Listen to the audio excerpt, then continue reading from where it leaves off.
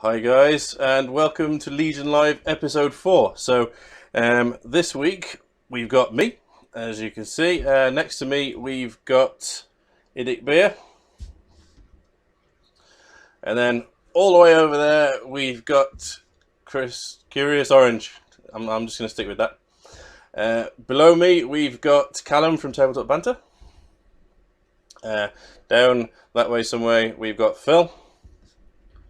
And then all the way in the opposite corner, we've got the Warp Forge.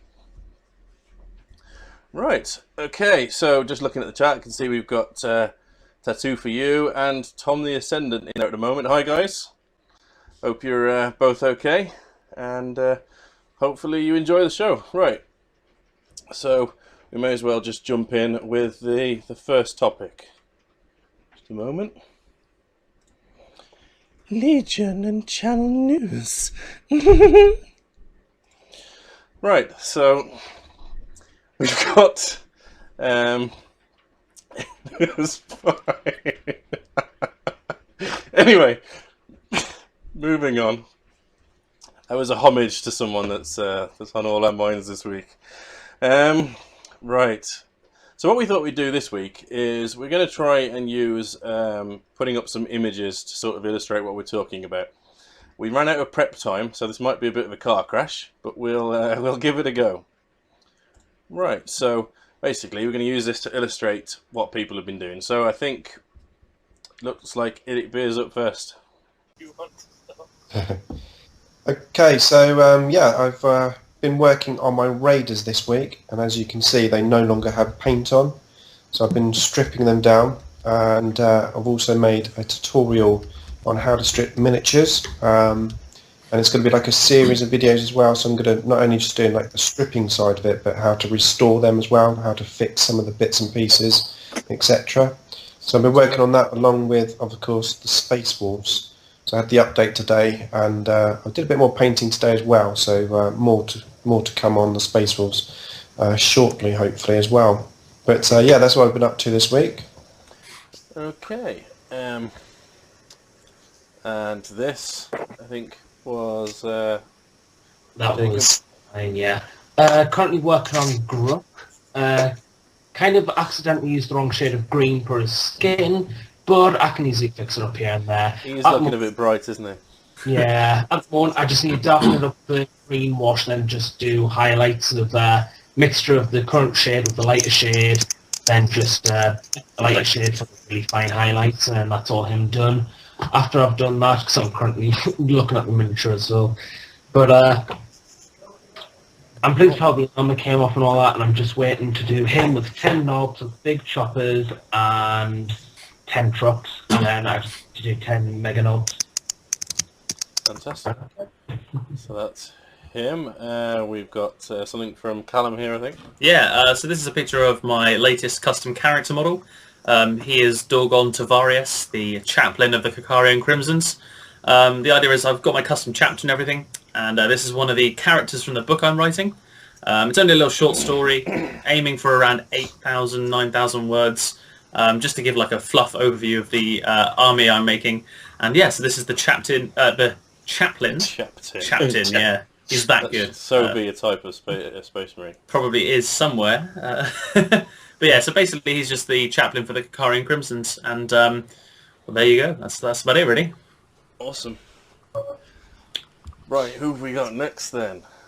There we go. I think this is Phil. Yeah, this is one of my Void Scorpion Terminators that I've converted from some old lead Terminators that I had kicking around for a long time, and I've basically just added some spare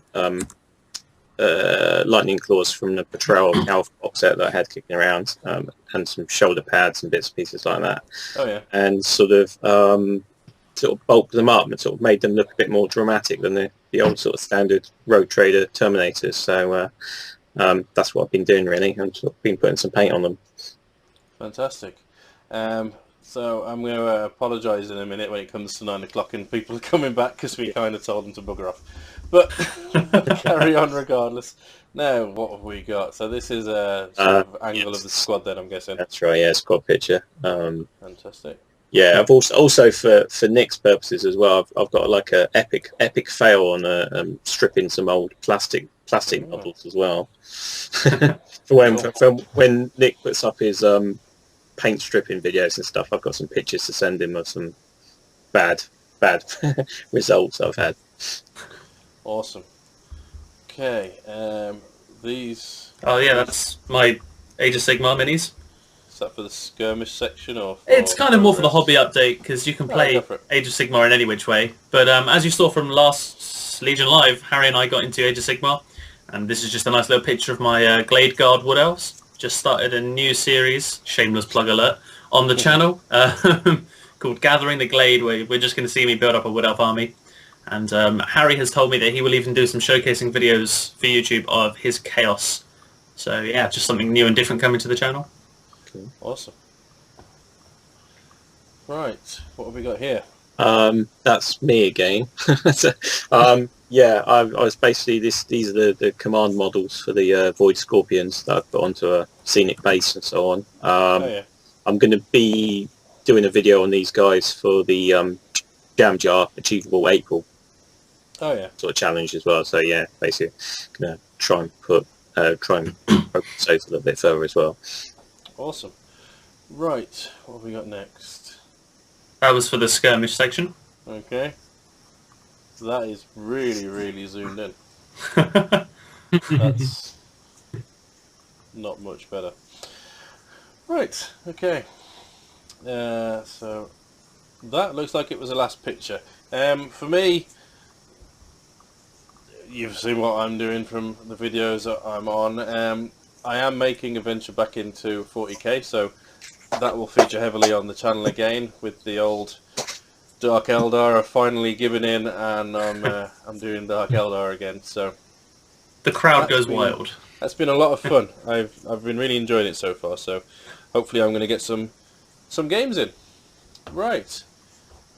Okay. So I guess what we've got next is another funky scene change. What? Are we ready? Okay. Topic for discussion. There we go. So this week's topic. So we had two very close topics at the end of the poll that ended last week, well, 2 weeks ago, and the two forerunners, or at least the winner, was the Age of Sigmar, which I think we did a beautiful job of last week and didn't murder in any way, shape, or form. Not at all. And then there was also a second runner-up, which we decided, because it was so close, we would have this week to talk about. So this is our favourite skirmish games, and basically just why we enjoy skirmish games, and that essentially. So if somebody wants to kick us off, I'm going to go with the Warp Forge. If you want to talk about one of yours. Oh yeah, well, get ready for 7.5 hours of Batman. Yeah, this is by far my favourite game of all time because, number one, it's Batman. What can I say? You know, Arkham Rogues, you've got your Joker, Bane, Mr. Freeze, Scarecrow, Two-Face, etc. You've got the Bat Family, you've got Batman. They've got many varieties of Batman to play in the game, from Christopher Nolan's Batman to Arkham Knight Batman to even Adam West's Batman. Wow. Who has rules for the Chakra Pants as well. Alright. So that was great.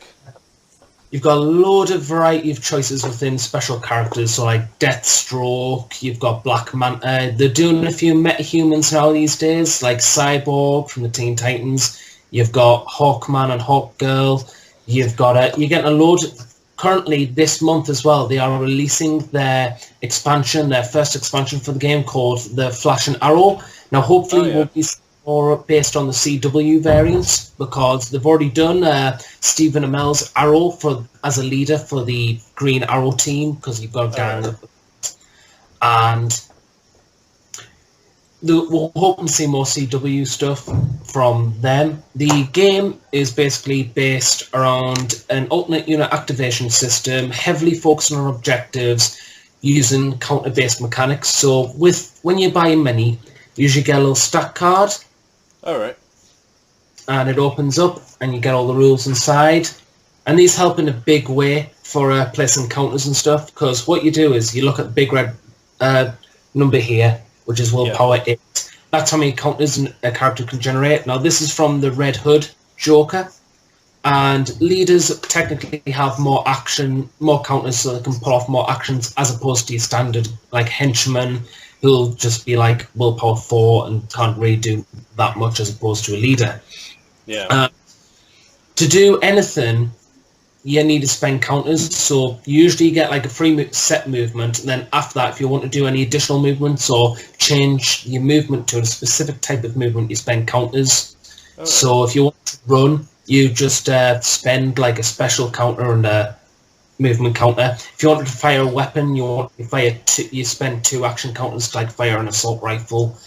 If you want to defend against your opponent from hitting you, and this is a big combat thing, is you'll spend attack count actions to do melee attacks, but if you want to defend, you'll spend defense counters to try and block these attacks from coming in. It's sort of like your arm save in that instance. Another thing that really gives you the atmosphere of Gotham City as well is that it uses 2 variants of damage. So, for example, it'll use stun damage and blood damage. Stun damage knocks people out, which is what Batman really does. He knocks people out, then come around and just arrest people.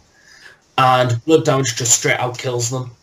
So it's actually very similar to D&D, where you used to be able to do lethal and non-lethal damage.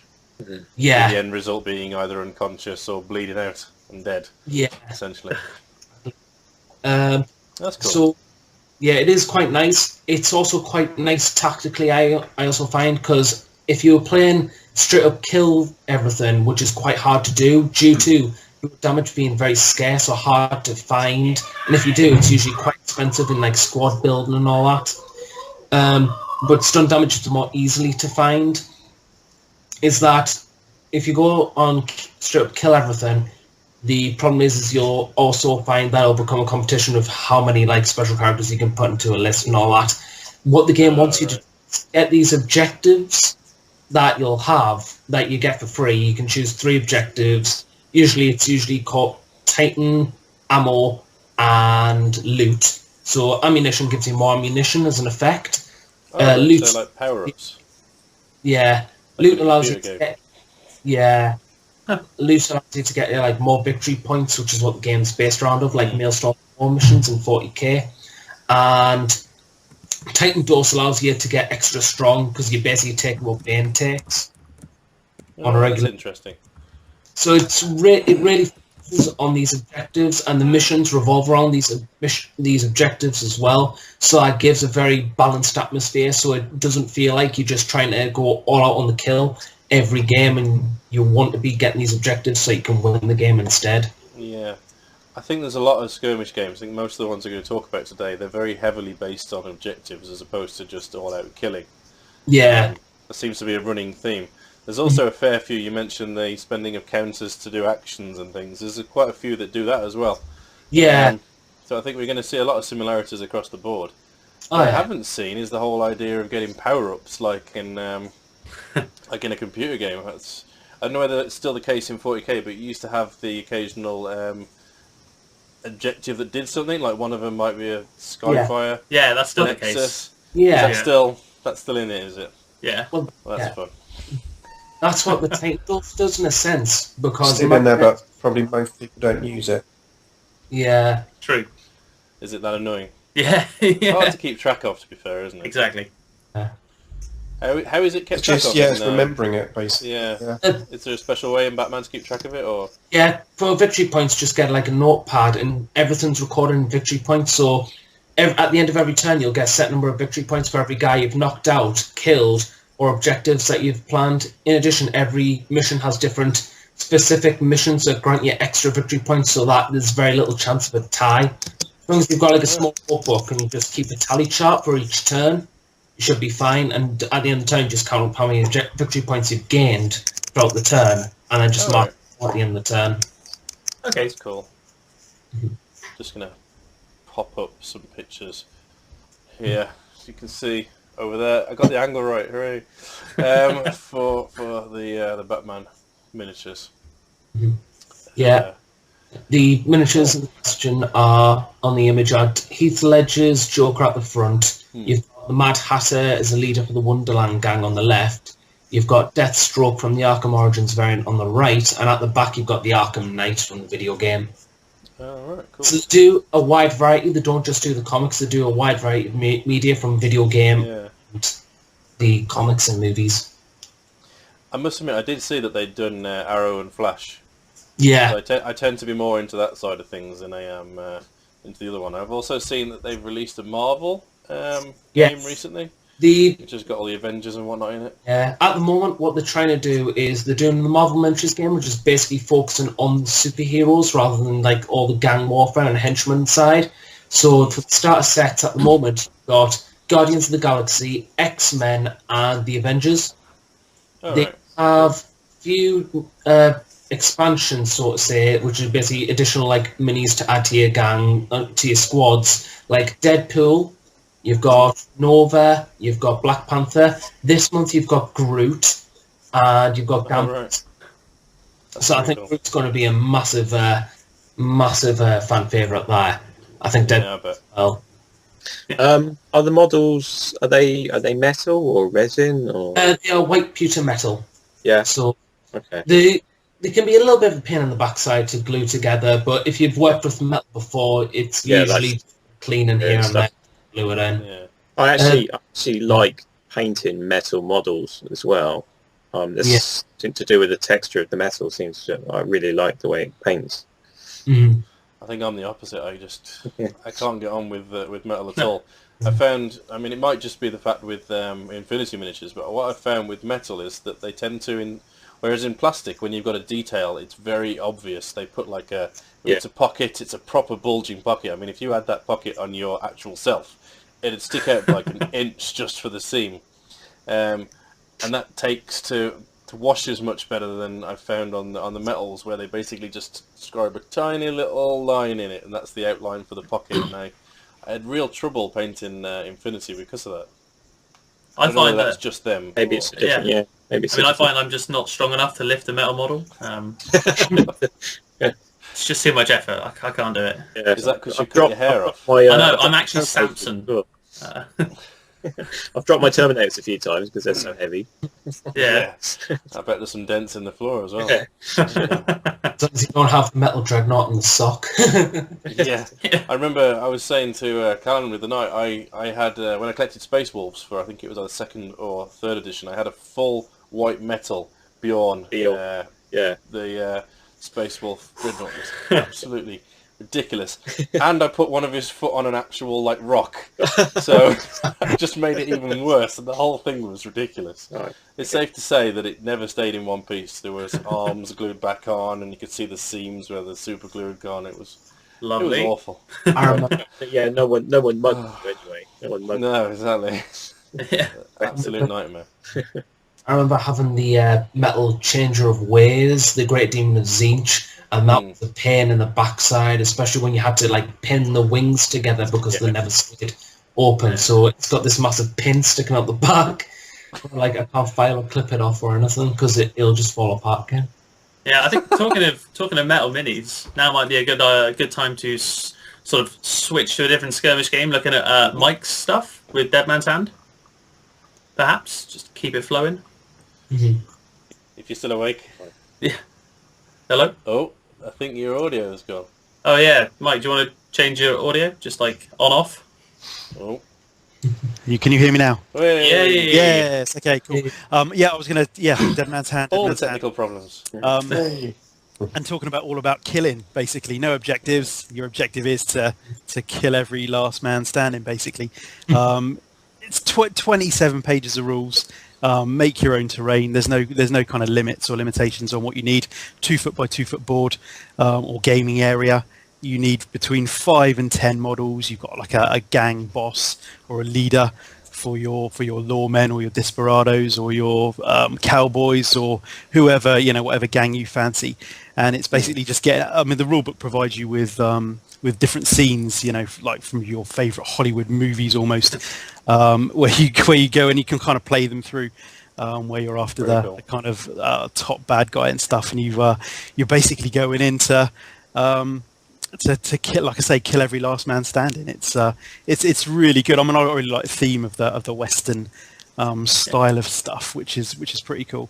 But yeah, I mean, it's all initiative driven. You get a deck of cards with different rules on your cards, and you deal out the cards to your gang, so between 5 and 10 cards out at a time, and whoever's got highest initiative gets to draw first, obviously, because you're quicker on the draw, and then a couple of dice, a d20 and a d10 to roll for shooting, and one to roll to test your nerve, and that's it. I mean, it's really, really good, really quick, yeah, like I say, it's no objectives on this one. It's just kill them all. Strange. I like that, actually. It's really good, really fast paced, and like I say, for my like I've been trying to learn 40k for 30 years, and I just can't do it. But the 27-page rulebook is nice for my small brain. So it's it's really good. Yeah. Kind of just sounds like you've got to ask yourself if you're feeling lucky, punk. All the time, absolutely. Anyone? I know. Yeah, no, not yeah. Well, yeah. But no, it's really good, really good. It's but they're releasing a new game out now, the Chicago Way, which is all about the kind of Prohibition era, where you're up against the moonshiners, and you can be the Chicago cops or the feds and stuff, or Elliot Ness, That's and so cool. so that's going to be pretty good. I think same sort of set, same kind of initiative. The Dead Man Hands game, is it very historical, or is it just a setting? No. I mean, yeah, it is the setting. I mean, some of the special characters you can get Wild Bill and Buckshot Roberts. I mean, I think he really existed, but most of the characters are made up, and it's just you kind of take your favourite cowboy and western movies and kind of put it into the game, but no, not historically accurate, but you could make it historically accurate. And I kind of forget that the Old West or the Wild West, I don't know what the correct term is, that it actually happened. You kind of think it's made up, it's a kind of fictional world, but it really did happen, didn't it? So it's my kind of foray into historical games. And like I say, you can make it historical. Is there Native Americans in it as well, or is it there are not actually. No. There isn't a Native American Indian gang. Actually, no. I mean, they're releasing ones all the time. They've just released the first full female gang. But there's bush rangers you can have. They've kind of moved it to Australia, the Australian outback as well. But no native. There's some Native American. Oh no, there's banditos. There's some Mexican guys. And there's some American Indians or Native American Indians in the kind of I think they're desperados actually. So yeah. But it's lots. I'm of, assuming. but again, I'm assuming there's quite a good character creation thing in the game as well. Absolutely. You make your own character up. So. You could well do. It's kind of gives you the element to do that and what you'd need to do to create your own characters and weapon choices and stuff. But you buy a box gang is 7 miniatures for 20 quid or 18 quid if you go to your local friendly game store with 10% off. And but again, like you painting those metal minis, I'm old, so I like the old metal minis. I like the weight of a metal mini. So, but I mean, I appreciate the detail does suffer, but really kind of just thematic and interesting. Sparks my interest. It does. I know we're talking about skirmish games today, but I thought I was going to get into bolt action, but it's too many miniatures to paint, I thought. But this is Says really... the man with a legion of well, I don't mind if they're red. I couldn't find a historical red army, but red army. Paint them all shut up. Yeah. You mentioned that there's no like objectives. So is that by design, or do you think they might come out with objectives for it? They haven't designed them yet, or the whole thing was the whole game set was a trilogy. They've released 3 rule books. So you start off with Dead Man's Hand, and then there was 4 gangs attached to the initial game, and then they released the Legend of Dead Man's Hand, which introduced another 4 gangs, and then Dead Man's Hand Down Under, which was your Aussie kind of outback type stuff, which introduced another 4 gangs, I think. But no, I mean, you can make up your own rules. They have got the scenes in the game where you can create your own objectives, I suppose. But I do like playing the old kind of Western movies where you're just going into town and shooting the place up and causing havoc. All right. And yeah, I remember. Yeah, you could. To be fair, I mean, you could go in and rob the bank and stuff and try and get away from the lone sheriff or something. But yeah, it's the kind of movement around the board and those kind of tactical choices of where you're going to go and who you're going to go for, and that use of initiative, those initiative cards is really key. Obviously, whoever can draw first is on the front foot, to be honest. So yeah, no, it's a pretty good game, to be honest. Like I say, easy to learn, and quite enjoy making the scenery for it as well. It's quite good, the old the boards and stuff for it. So the way of the turn-basedness of it, is it everybody does their models first, or is it like X-Wing where you go by the initiative order? Yeah, by initiative. You Oh, right, so there's a lot more backwards and forwards. Yeah, everyone starts off with their own deck of cards. You draw the top card of your deck. Whoever's got the highest card gets initiative, and then you deal out cards to however many however many are in your gang, and then you kind of turn them over one at a time, and whoever's got the highest initiative of your turn will go next, effectively. So okay. Just trying to decide who to turn over and who you want to do stuff. But yeah, it's pretty good. It's pretty good. But it's all about holding your nerve and kind of not shooting until you see the whites of their eyes and all that sort of stuff. But no, it's pretty good. But really easy as well. I wish 40k was as easy. It's Don't we all? Well, having just said that, I'll get there one day. That probably brings it nicely on to me, because Sure. when we first decided we were going to do skirmish games and talk about that, I thought, what could I talk about? I'll probably talk about Attack Wing or something. But I was actually inspired today to have a 40k skirmish game with my daughter. She's nearly 8, and we played 70 points.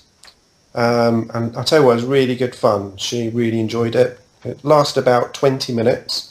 What I noticed was, because it was obviously a much smaller point game, was that the rules that we actually used from the book as such to play that game was very limited amount of rules. Basically, it was just like moving. We didn't even run. But it was basically moving, shooting, using rough terrain tests, a bit of overwatching, and then a bit of an assault. And obviously, I controlled the game as we were playing, but she rolled some dice and she definitely enjoyed it. I won't tell you the result because I did actually film the game. So it's going to be a couple of weeks, because I'm quite heavily scheduled on videos at the moment. But in a couple of weeks' time, the battle report will be up of me playing my 8-year-old daughter at a skirmish 40k game. So ever the 40k game out, I thought I'd bring that into tonight's talking point. So what's the smallest point games any of you have played for 40k? Smallest points game. Yeah. 300, I think, maybe 400. Harry and I played 150 in a kill team game, the Heralds of Ruin sort of set they made, the fan-written skirmish rules for 40k. Yeah. In fact, we did record a few games, and we're still planning on doing the whole skirmish narrative campaign thing we had planned a while back. We just haven't found the time together to do that. But we really enjoyed it. It brings a whole new element to the game. It does, and to be fair, we played on a small board. Actually, my army display board. I don't know the exact size, but it's probably about 1.5 feet by a couple of foot. Excuse me. And with the terrain on it, it actually looked really good, the board. And we had 5 models each. I had 5 Necron Warriors, and she had 5 Gene Stealers. So we were near 70 points. I think I had 65 and she had 70. Yeah. And we just played a quick game, and it was really good fun. And she enjoyed it enough to say she wanted another game. So after we played that game, we stopped the recording, and we had another game. We swapped armies and had another game. So we had 2 games. Awesome. So that was really good. Yeah. So I was just trying to get a picture of the game up there. So that's, I'm guessing, the deployment, is it? That's it, yeah, that's deployment, exactly, yeah. So we got Tyranids and Necrons. Yeah, Gene Stealers versus Warriors. Right. What size table is that? Is that a foot, or is it more? I don't know the exact dimensions. My little army display board, so it's probably about 1.5 feet by, I don't know, it's slightly rectangular, so. Okay. Awesome. Yeah, I mean, Harry and I played our kill team game on a 4x4 board. So it was very scattered. So you had like 5-man squads and a couple of individual like guys, because we played some chaos. So they take their cultists in squads, and we had the individual space marines, and it gave that kind of really awesome visual effect of them like actually running through a city, Sure. which is what I really, really loved about it. I used the rules that I'd read somewhere where you take the models in a unit, but when they go down on the table, they act as individual models. Okay. So we had we had a unit of 5, say, Necron warriors, but they're actually all individual models. They all shoot at different targets and assault different targets. That's how we played it. I'd read some rules once about a skirmish 40k game like that, so that's how I played it. It worked out quite well. Sort of a kill team sort of. Yeah, something like that. Yeah. Yeah. I think you have 200 points to begin with or something. You spread it out. But actually, I'd like to go back to what Jacob was talking about with Batman. Because as far as I can tell, Batman doesn't have any dice rolling. Is that right? It does have dice. Well, it has a special mechanic. Jacob, are you there? When you're doing the dice damaging mechanic, you roll the dice to see if you hit the target. They roll for any blocks or anything. After you've done that, once you roll to like wounds, to say, as in Batman it's called 2 damage, but it's basically like rolling to wound in 40k. You've got a special dice free of charge. You have to nominate it as a different colour so that your opponent can keep track of it. And on a roll of a 6, if your weapon has any special like powers or anything, it'll activate those special powers. So for example, Mr. Freeze, how he has the freeze gun, refrigeration gun, he'll shoot somebody, damage somebody. On a roll of a 6 with the collateral damage dice, he freezes the target still, and it basically just means that that one model can't move. I've had games where I've used Mr. Freeze. He's thrown a freeze grenade. I managed to freeze the likes of Swamp Thing, which is meant to be like some sort of green god. Yeah. So That's cool. it's quite a nice little thing. Yeah. Right. I guess I wanted to have a quick chat about. Yeah, so it does have dice then, because I've obviously been playing Wings of Glory. Okay.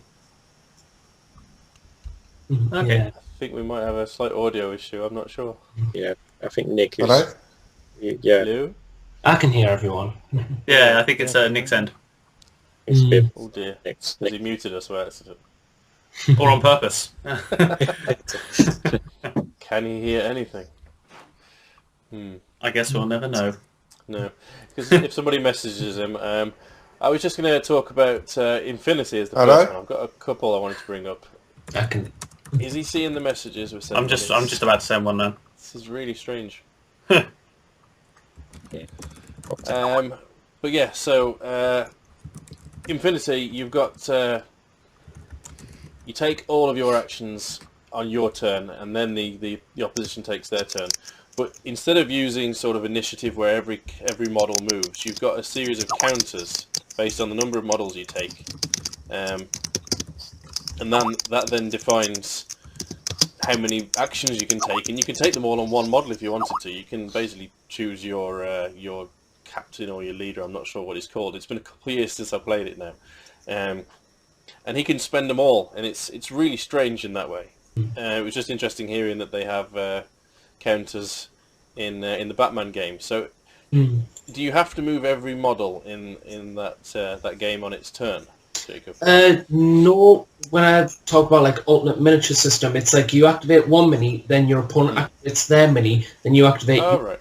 and so on and so forth. If you have less minis than your opponent, then you count the difference between the two gangs, and that's how many free passes your opponent gets, who has a smaller collection of miniatures on the board. So it keeps the sort of samey, so that you can still do the one mini, then another mini, and all that. Oh, right. That's cool. And of course, one of the good things about Infinity is, even though you're taking your turn and then your opposition is taking his turn, so there's no back and forth like there are in the other games, you have the reactions. So if you go into the line of sight, each mini has a sort of 180 degree line of sight. If you go within that line of sight and out of cover, they have the opportunity to shoot you at any point along your path. And likewise, you have the ability to shoot them at any point in your path. So it's a reduced shot, so it's not the same as you don't get your full number of dice as you would shooting back at them. But you could be in a situation where you've jumped out of cover to shoot at a model, and you've not checked your line of sight, and 3 models are shooting back at you. Now you're shooting with 3 dice, and because 3 of them have seen you, they get the choice of whether they want to hide and dodge, or if they want to shoot back. And they're shooting 3 back at you, so you've got to sort of really keep a close eye on where your miniatures are, and if you're going within line of sight of other ones. It's quite interesting in that way. So that stops the other person getting bored as well. It almost seems that a lot of the skirmish games that you see these days, they're encouraging that backwards and forwards that you don't get to see in the older games like 40k. I mean, you just take 40k for example. Harry and I played some bigger games recently. Apart from that really quick speed report we did, speed hammer game, we'd all get ready to do our turn. I go put the kettle on. I come back after his movement, and it was literally like that. We could have like big breaks in between turns. So unless you've got something else to do, it can get quite dull, because you're like, yeah, if you just want to move that, especially if you're playing guard like I was, where I was like, dude, just go and find something else to do. I have to move 40 guys. Go and watch a film. Yeah, pretty much. So, but yeah, I have found that these skirmish games are definitely more tailored to being more interactive between the 2 players. And it just happens that the 2 games that I want to bring up tonight both use D20s. Oh. Which makes them very swingy. You can get some really random dice rolls. I mean, with a D6 4+, you know that it's 50-50 chance.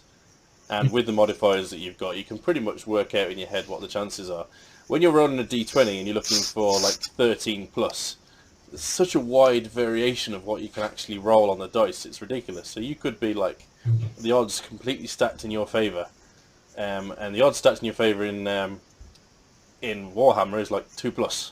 Yeah. So you pretty much, you're only going to miss it in 1 in 6, whereas say the odds of stats in your favour on a D20, it's weird. It just seems a lot more swingy, and the fact that you're rolling off against an opponent as well in both of the games that I'm going to bring up tonight. So the first one was Infinity, so that's very much opposed rolls, and the second one is gone out of my head. Frostgrave. Bloody hell. I've been doing videos about it for God knows how long now, and just completely forgot it. So again, that's very much an opposed dice roll situation. You, if you're attacking somebody, you roll a dice. The defender rolls a dice. He's got an attack which he uses as his defense, and you add it to the D20. And basically, what you're looking to do is beat the other person's dice. So you roll to hit them. Say using ranged, you're rolling to hit them. If they win, they just don't get hit. Whereas in melee, if they win, they're actually hitting you. So you can actually sort of hit each other on each other's turns. And then that same dice roll, the interesting thing about Frostgrave is that you only actually roll 1 dice. So that same dice roll, you take the person's defense, their armor off it, and that's how much damage they take. So say the person's armor is 10, and you've rolled a 13 to beat their 12, for example. That 13 minus the 10 is 3 damage. But if you roll a 20, you're doing 10 damage, and basically each model's got around about 10 health. Okay. So you can completely wipe someone off the board with 1 roll, especially if you get a 20, because that doubles it. So if you roll a 20 and their armor's 10, you're doing 20 damage in one hit. So it can be really swingy in those terms. And again, that's objective based. The main purpose of that is trying to get the treasure off the table. The same with a lot of the other skirmish games. If they don't have an obvious objective that's quite narrative, the basic versions of them is grab a thing, get it off the board, and then it's yours.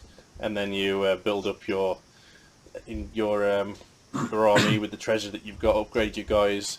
In Frostgrave, you can never have more than 10 guys, but what you can do is you can fire the weaker ones and hire sort of bigger, more tough soldiers, which is quite interesting. And yeah, on that one, you've got and again, it's a lot more back and forth because you've got you have your wizard, you have an apprentice, and then you've got your basic soldiers, and they've all got their own phase. So you have your wizard's phase, where your wizard, the person who's got initiative goes, and then the opposition's wizard goes, and then the apprentice goes, and their apprentice goes, and so there's that back and forth where you're only moving 1 or 2 miniatures, sort of between 1 and 5 miniatures in each phase, and that can work. That works quite well as well in terms of stopping any boredom. Excuse me, I've got quite a bad cold at the moment. My throat's going. That's all right. So that was it really. Those are the two I wanted to talk about, and the reasons I enjoy them is that, I mean, Frostgrave is also a lot like D&D. In D&D you used to have 2 actions which you could spend to move, hit people, fire stuff. And again, it's the same in Frostgrave. Each character does an activation, as it were, and that involves 2 actions. So you can move and then run, or move and shoot, or move and hit, all that sort of thing. Yeah, I think it looks pretty cool from what I've seen. I know that Harry wants to get into it. He just loves the idea of making out these really cool like wizards and apprentices. Yeah. And having that kind of element to it.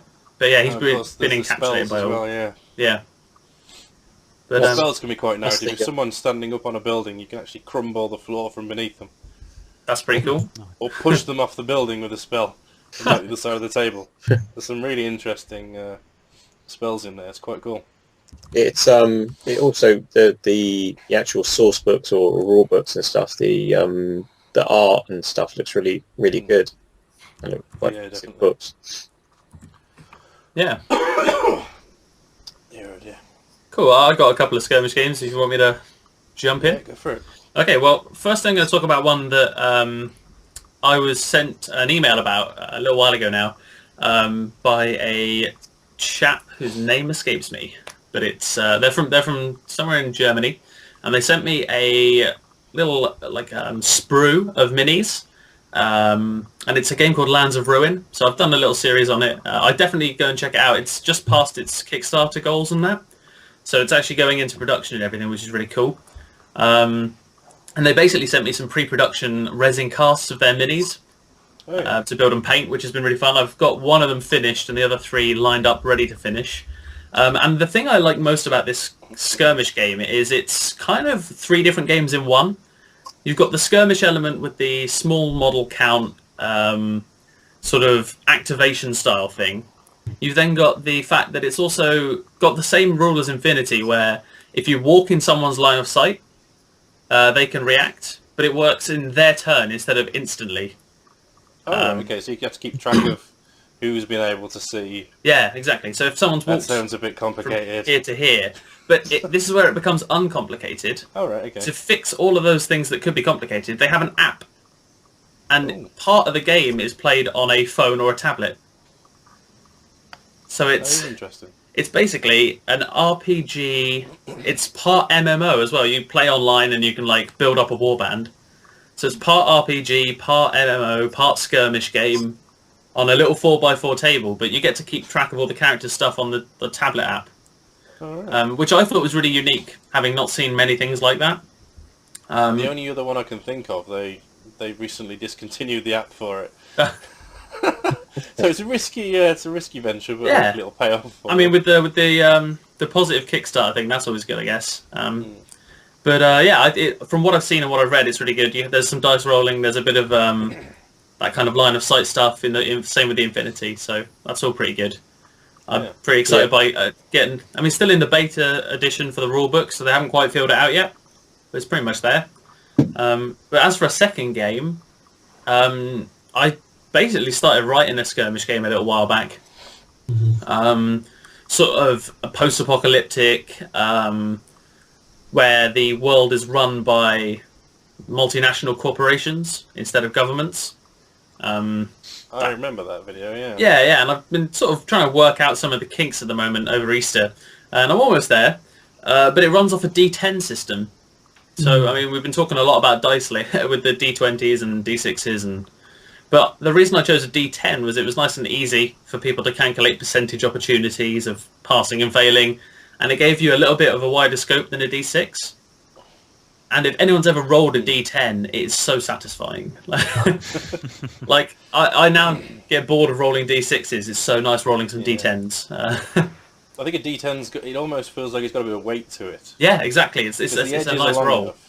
A D20 is more like just rolling a ball and seeing where it ends up. That's what I thought. A D20, it thuds. Yeah, it does. As It's it nice. slops. Very nice. It's dice physics. Yes. Yeah, like a D3 doesn't even roll. So it just, Oh yeah, it just goes dunk, and you're like, oh. Yeah. so, Well, you got to love the D4. D100 though. You're the old. Oh, he wants- Literally isn't. yeah. that was Star Wars, wasn't it? That was a BB-8. Yeah. Quick poll: people's favourite dice. To You roll. can join in the chat, guys. Yeah. Mine's got to be probably a D10 to be honest. Yeah, same D8s, D8s are just the wrong shape It's- altogether. Just Yeah, wrong. diamondy, triangle, lopsided. Nah. No. And D10's mine, hands down. Yeah, I would say D10 as well. Mhm. Is there a science to it then? Is It's also psychology. No idea. have we cracked it like movement trays last week? Yeah. I don't think so, because I'm going to say a D6. Yeah. Ah. Like we weren't expecting that. add some extra sides on it and you'll be fine.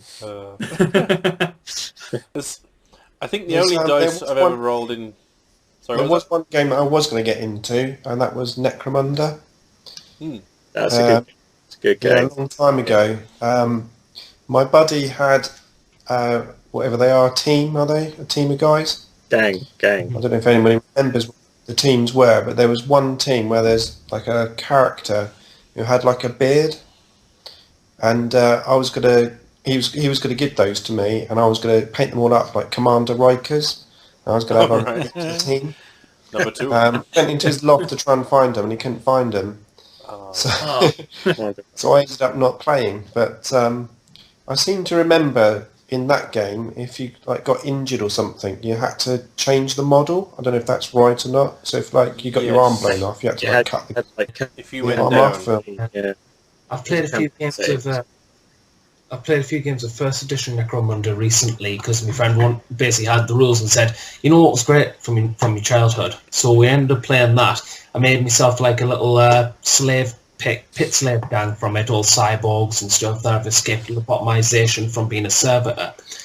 And it's quite fun. When you get shot and stuff, you have to, depending if you've been wounded or not, you have to place them face down or face on the back. If they're on the back, they're like pinned. If they're on, like down in a sense. And it's quite fun, but I would recommend either having a massive game or just have 2 players, because in the past we've played 3 players. And I think it must be general for all games, but when you've got 3 players and 3 edges of the board and one guy gets stuck in the middle, it's very hard for the guy in the middle to pull back from anything because he's getting 2 lots of fire from either side. But we had a massive game where it was like 6 players and we all had small gangs, and the idea was it's a zombie apocalypse. A whole section of Hive's been walled off because some cartel tried to make some fungus drugs from some growing fungus that they didn't really know about, and it all went to hell from there. So they sealed off the thing, and you've got this massive zombie colony in here, and we all ended up dying, but we ended up giving a good fight at the end of the day. It was quite fun. I would do it again if my friend gives the rules. I'd happily post them up. I think I have seen those. Yeah, Gorkamork is the same. Where if you're downed, you place a model one way or the other, and then at the end you have to roll to see whether they've lost an arm or a leg. Yeah. And then you're expected to go off to Cromlech and buy a armoured leg and stick it on your model and paint it up before the next game and all sorts of... Got a magnetize around the torso. Just But you can also get injuries in Frostgrave as well. Like you can get a smashed jaw, and then all your spells are like one harder to make, or you can get like a broken ankle where you're slower at running and that sort of stuff. Harry was some telling really me, it's thematic like, ones. Harry was like, yeah, it goes all the way from like broken back to stubbed toe. Yeah, And I was just like, that's really cool. you can lose an eye as well. It's mad. In fact, Are you actually going to lose an gouge it eye. out on the mini? Well, exactly. Just get a drill, Yeet. stick it in. With GW as well, they're obviously bringing back specialist games as well. So things like Necromunda and Warhammer Quest, that sort of thing, might be coming back very soon as well. Yeah. Yeah. It'd be interesting to see how much they change those. Yeah. Like, whether they go for a complete rewrite or whether they just print off the old rule set. Yeah, well, I think that'd be interesting. Yeah, I think they'll have to change it to be up with 40k, to be honest. Probably. Yeah. I've been recently playing the Deathwatch Overkill game, and that's a really good game actually. I wouldn't necessarily call it a skirmish game, but it's basically just a board game as such. But it feels like an updated version of Space Hulk. If they decided to relook at the Space Hulk and so on, it plays like an updated version of Space Hulk. Okay. So it's really fun. One of my favourite games is Space Hulk. So I like the way it works. So so they've done that with Deathwatch and such. So hopefully when they do things like Warhammer Quest, that sort of thing, maybe they bring some other mechanics in, like the cards and other actions and so on. So they update them as well. That'd be good. That'd be cool. Yeah. There's talk in the chat about Blood Bowl. Now, do we classify like Blood Bowl and Guild Ball and Dread Ball as skirmish games, or have they got their own little section like sports games? Yes. Ball games? I Board. don't know. Yeah, I would say that's a board game. Board game. All right. Okay. I mean, if it's played on a board, I would say it's a board game. Logic. It's more like a pitch. So it's a pitch game. Pitch game. I almost don't classify them to be board games. It's weird. I think they probably do have their own genre of sports. Sports pitch game. There we go. Board game. Yeah. Sports pitch game. Ball. Fun time. Skirmish. Super happy. Yes. Skirmish. Yeah. You're welcome, Blood Bowl. We're just giving you a genre. Speaking of which, I've won a Dreadball team from Spud Tate, the spudliest of Tates, who's now the Viking Wargamer, I think is his new name. Okay. So that's coming in the post soon, so that'll be interesting. I'll get that painted up on the channel. Yeah, Cool. I have a That'll come, I think. Dreadball team as well. You do? Yeah, I won it as well from Pezapoo. All right. It's the rats one, the Skaven type one. I don't know whether that's a good sign where everybody's got them because they've been given them for free. No one has ever bought an Given actual away. Dreadball army. Yes. It's just people palming them off on their mates. Just, Yeah, it's like, I was thinking, I've been saving it because my buddy has Blood Bowl, like the really old edition. I have played it once with him, but it was like 10 years or so ago. But I figured that if GW re-released Blood Bowl, he's probably going to guess it, and then I can use my Dreadball team as a proxy Blood Bowl team. good idea. I don't know if that would work. I assume it would. Probably. I think there's loads of companies that do like I've got some proxy Blood Bowl players as well. just anything without a gun, basically. It'll do fine. But there's loads of companies that do like fantasy Blood Bowl teams, but they do like their own ones. So you can buy like a team of metal miniatures from a third party that work with the rules. That's pretty cool. It's interesting. They've all got very strange mechanics where you can like bribe the referee and cheat and stuff. I think it's the same sort of thing with the other games as well. Which is why I think of them more as sports games, because you got free reign of the pitch, and then you got the mechanics where you got the referee, and I don't know. A dwarven death roll. Thinking out loud. Yeah. So, yeah, I mean, we all seem to like the same kind of games. It might be a case of lack of exposure to each other's games, to be honest, because I could see myself playing the Batman game, I could see myself playing Dead Man's Hand, Yeah. and Lands of Ruin. I looked it up to see who makes it, and it's made by Lands of Ruin. So Yeah, there you go. that's it. They don't have a name other than Lands of Ruin, so There you have it. yeah. I think I saw their Kickstarter as well. Yeah. The only thing I didn't think about their Kickstarter was the app was only for sort of Android. They're coming out with an iOS They had to wait for the Kickstarter to sort of fund the extra bit of project. Right. But yeah, I did try it on Android a couple of times because I have a super cheap Android tablet, and it was the tablet that was the main problem. The actual app ran okay, but for scenarios, actually, because you reminded me of the app, they basically update the app with new scenarios, so you can never run out of scenarios to play. That's pretty cool. So they've got like 20 in there already, like logged up from various numbers of players to various different like scenario bits. And so yeah, there's a constant catalogue of scenarios, which was kind of cool. One of the things I tend to like to do is make my own scenarios. Same here. Yeah.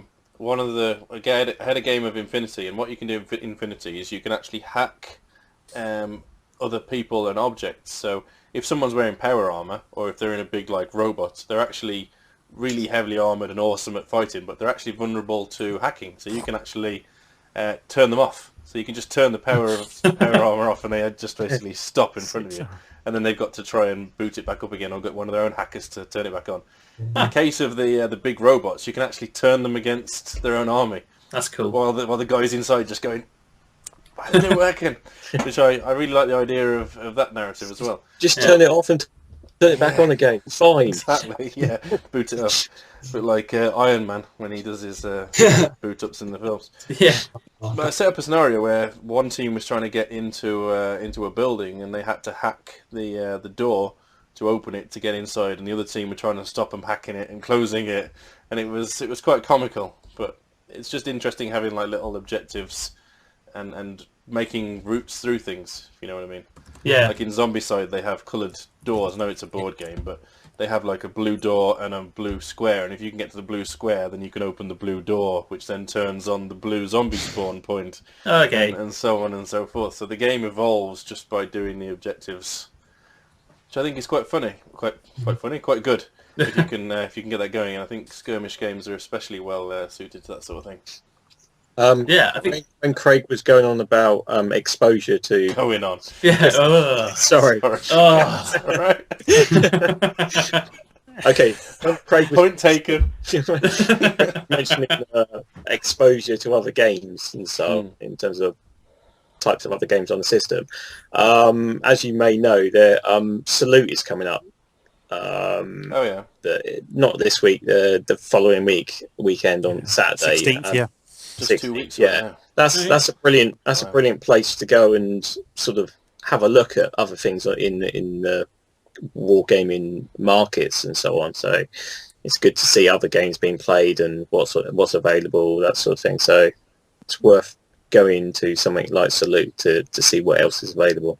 Yeah, I mean, the thing that I think I took from Craig's enormously long rant about it all was no, I joke, of course. It was going on. Yeah, when it was going on and on. The big thing for me was we've all mentioned these small games, and I'm interested in all of them.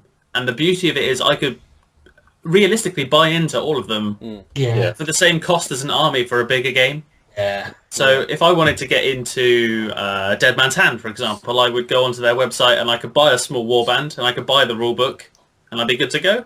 Whereas if I wanted to get into 40k to play a big game, you must play a standard game in a shop. It's like 1,500 points, and then you've got to buy the rulebook, the codex, supplements, more models. Whereas small skirmish games kind of play out of the box. Which I think they usually come with cards and things, all the rules on them. I mean, X-Wing, I bought the box for X-Wing and played it the same day with my girlfriend, and she has no bearing on like wargaming at all, just not her thing. But she said it was really good fun because it was just small numbers of things. We were both constantly doing something. Yeah. And I think that's where the skirmish games really kind of hit in. They're easy to get into because of the low cost of entry, and they're really kind of like engaging between the two players. Yeah. It's when you get into Dreadball, you just have to wait for someone to give you a copy. Yeah, that's fun. It's like what I like about Batman is obviously if you play with friends, you can bend the rules and stuff here and there, but a lot of it is just very inclusive and just quick pace, so it doesn't feel like it's taken forever. With Go I Go system with 40k, it's like I'll play my Horde of Orcs and it's like come back in half an hour kind of thing. But with Batman and stuff and other games I've played like Malifaux, it's very quick because you don't feel as if you're losing time when you just activate one miniature. Say, for example, you activate Batman, and Batman's going to use a backlot to get up a building. You do that, and then that's the miniature's turn over. So then you just go up to the next miniature on your opponent's side, and he just activates a goon who's just going to sprint forward towards an objective, and it feels a lot more quicker because you're not waiting for your opponent per se, as long as you know the rules and stuff. I mean, to the cost about low entry minis, Batman's very cheap to get into. It's usually about 30 quid for a starter set, and then like 12 quid for like a pack blister of 2 henchmen or a special character. But when you play it like me and you've got like 5 gangs, it kind of a bit much. More. Well, that's it. You say it's easy to get entry into it, but it soon mounts up regardless of what you're trying to do, whether it's terrain or what have you. Buying into Frostgrave, you buy a pack of 20 soldiers, which you're only taking 8 of them because you've got your wizard, your apprentice, and then your 8 soldiers, but you've got a pack of 20 for 20 quid, which are fantastic. Yeah, I mean that's 2 armies there, isn't it? Exactly. Yeah, that was the whole idea. I decided to go for the pack of 20 because I knew that if I had a mate coming around and we wanted to have a quick game, I could literally just roll out all of my minis and we'll get on with it, and it's nice and cheap. However, it requires a lot of scenery, as a lot of these skirmish games do, and that's where the cost comes in. I've spent quite a bit of money and quite a bit of time on getting the scenery ready for this. And I mean, games like Infinity, there's about 8 different armies, main armies, and each one has got, it must be 200 to 300 different models in it. Yeah. And you start collecting like one of the factions, and before you know it, you've bought all 200 or 300 of these individual miniatures for that, and then you go, oh, I fancy playing a different army, and then before you know it, you bought 200 to 300 of those minis. So I think it takes a lot of willpower to stay with just one faction. Something I honestly don't think any wargamer can honestly say they've got great willpower. I mean, I've never met anyone who's been able to like fend off the need for models. It's like, ooh, shiny new. Yeah, exactly. It's a plight on all of us. Yeah. I know. Right, just noticed that the time is we're approaching 10 o'clock. So Do you want to go into? Probably worth throwing it over to the viewers. I'll do this one if you want, unless no one coming up for it. No one wants to do the. I think I've had my turn. Transition. Viewer questions. Time to leave. So this is the time where we go on to questions from you guys. First one might be how awkward I just made you feel, and simple answer, not at all. And do I feel ashamed of myself? Which answer is no. No. Right. Does anybody see any questions come up in the chat while we've been on that? I had an interesting one. It was more of a statement-y kind of thing that I'm going to answer because it came across like a question to me. Go for it. Someone said basically they wanted to get into a certain game, but there was no one in their local area who wanted to get into it. And so I guess you could run that as a how do I get people to like it, right? Because I think that's the big thing with skirmish games, especially smaller ones that aren't the mainstream 40k. It's finding someone to play. I mean, I've had that problem with X-Wing because I mean I've got both sides of the force, but still there's not always someone who wants a game. So the big thing I would say is buy 2 small armies. Yes, buy 2 factions. And then you're good to go. Paint them both up.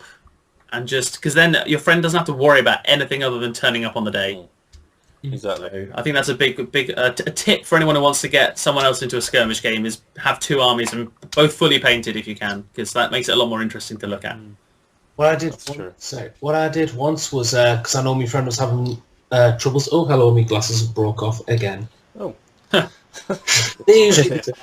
It's what I did once was because my friend was having a bit of money troubles, but he's definitely sold the idea of Batman having the Stephen Amell for Green Arrow fighting against the likes of Heath Ledger's Joker and all that. I bought him the mini leader for Green Arrow, and since then he's still wanting to do it. It's just a problem of attendance because he doesn't come as often as he does because he's got a job on a weekend now. But he's still very much into it. He still like keeps a log on like all the new releases and all that, and he's still very much wanting to get into it. It's just he's got to wait till Saturdays and stuff. But a way you could try, I know it's very extreme, but where you could try and get other people in is say, this faction, you like this faction, well, have an early birthday present. Yeah. I've done that. Yeah. I did that with Infinity. Got somebody the starter box for their birthday or Christmas or something.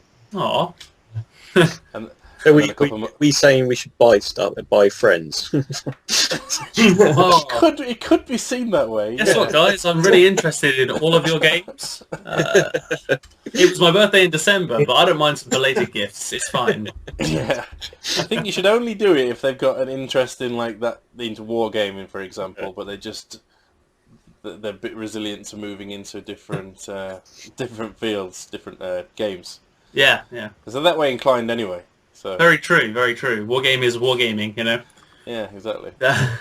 Yeah, because there are often people that are actually interested in, or that are just on the verge of maybe starting in the hobby, but they don't know where to start or whatever. So sometimes people just need that little push, don't they? Yeah, exactly. Exactly. Yeah. I've been on the cusp of getting into like Dread Ball or Girl Ball or something, and well, it's done now, isn't it? Yeah, It's free going to happen. Or is it going to be Expect a load of videos. re-gifted after 1,000 subs? When's your birthday, Callum?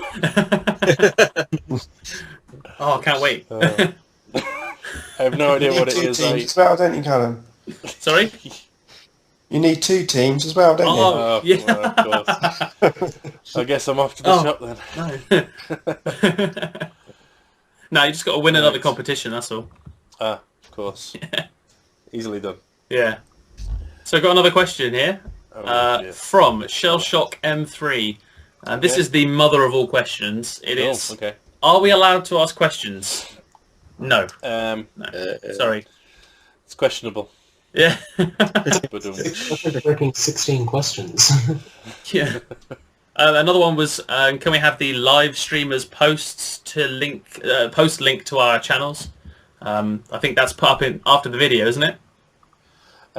well, you guys could put your channels. It will definitely be on the recorded version of this. But if you guys want to ping your channels up on the chat, go for it. I did try, but it won't let me stick a link in there. Oh no! So I was going to try and source everyone's, but that's fine. All your stream will belong to me. Mwahaha. Just Let click me the see what I can icon. do. Just click the icon in the chat bar. Oh yeah, of course. Good thinking. Does that work? Yeah. Cool. Well, whilst you're having a think of that, let's get on to the next question, perhaps. So, Ace Face, the winner of Adepticon was found to have 1 point too many. He said it was an honest mistake. Should he have been kicked out or kept the win? What would I do, or what would you do? Anyone got any thoughts on that? I'm some- very surprised Yeah, sorry. that would happen. Because aren't the list all vetted beforehand? That's Aren't what they I thought. Yeah. submitted and vetted? Well, I mean, you'd think Or is so, that but not the obviously, case? if you're just Wasn't scanning consistent. over it, then So, You know. I mean, if all the lists were submitted, then it's obviously the judge's responsibility. So, I would say that's fine. Goes if down it as was- a bad reputation for the organisers then. Really, yeah, doesn't it? exactly. If they- Yeah, that's it right, is their exactly. mistake. But I think, to be fair, 1 point probably wouldn't make any difference anyway. So, Oh, Ace has just said lists are not checked. So, Alright. okay. Here's the thing: you got to think: did that 1 point make the difference between him winning and losing? And that's really hard to be able to tell. But I think that's the question you have to ask. Right. Did we want to take more questions, or shall we just sign off? I think before we end this live chat, I think it might be worth just saying a big thanks to Craig's missus, because it's actually their 6th wedding anniversary. Everyone, round of applause. Yeah, that's right. So you very congratulations, and I hope you had a lovely day. And a big thanks to her for letting you host this live call. Yeah. So there you go. I'm sure I'm gonna feel it later. But we'll see. Yep. There wasn't any hint of annoyance, but I'm sure it was there somewhere. Deep, On deep some down.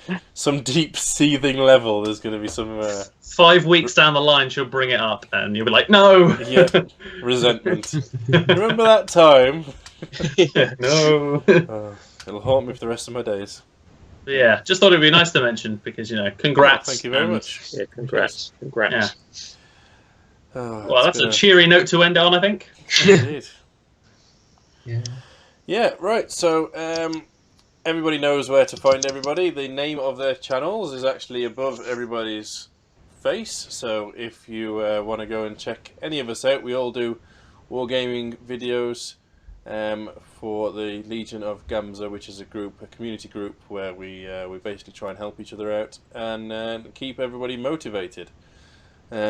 Which has led to this, which is a lot of fun when things aren't going completely wrong, as they have this evening more than once.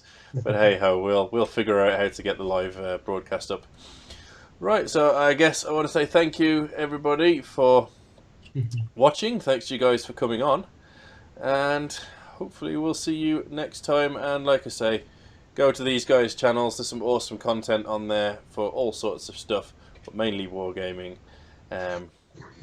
Unless you're Yeah, into thank you interpretive very much. dance. Did someone say And then kablams? and it's all here. It's all here. Right.